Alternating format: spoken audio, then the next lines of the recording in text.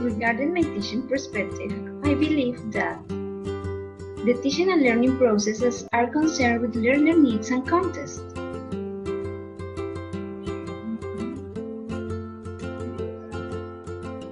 Education must be autonomous and self-directed.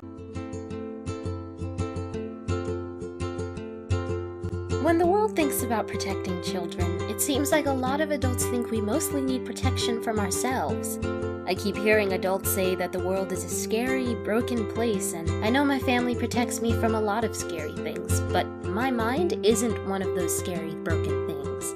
I imagine that even though I need protecting, I also need to learn how to make decisions that I can live with, and decisions that bring me closer to the goals I set for myself.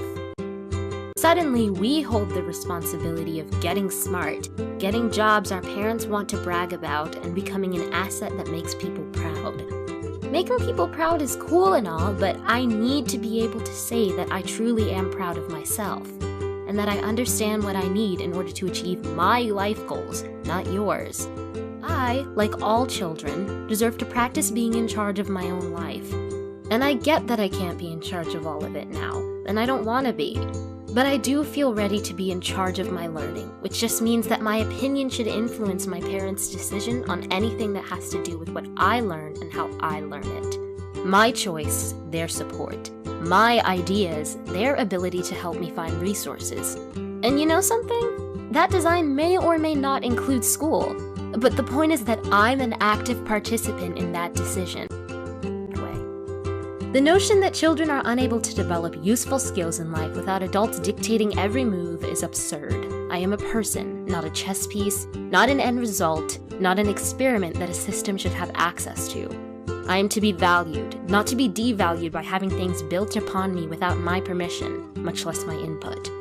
Maybe we need protection from scary, broken ideas of how we should behave and what we should learn. Maybe, if we acted like teammates instead of rivals, vying for high test scores and our teachers' attention, we could show more adults that self-directed education, the kind that centers people and not scores, is a really great way for children and their parents to live together.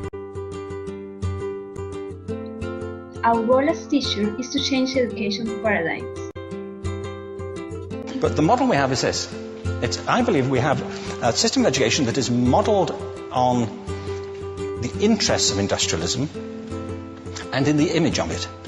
I'll give you a couple of examples.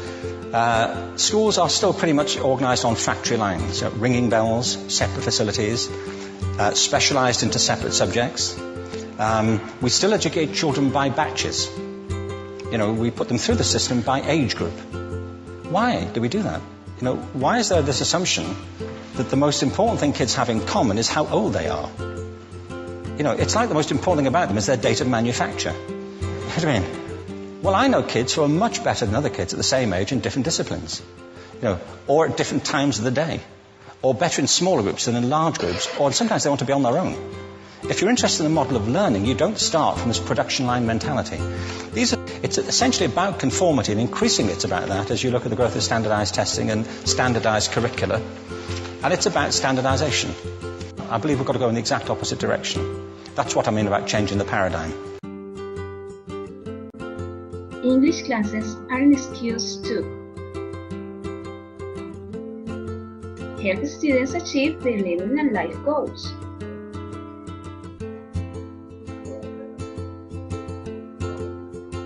Foster learning autonomy and creativity. Encourage interculturality and respect for other opinions. Foster learning motivation. Develop 21st century learning skills.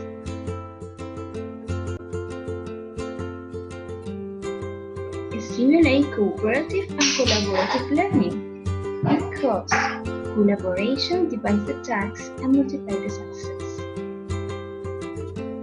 By doing what you love, you inspire others to achieve what they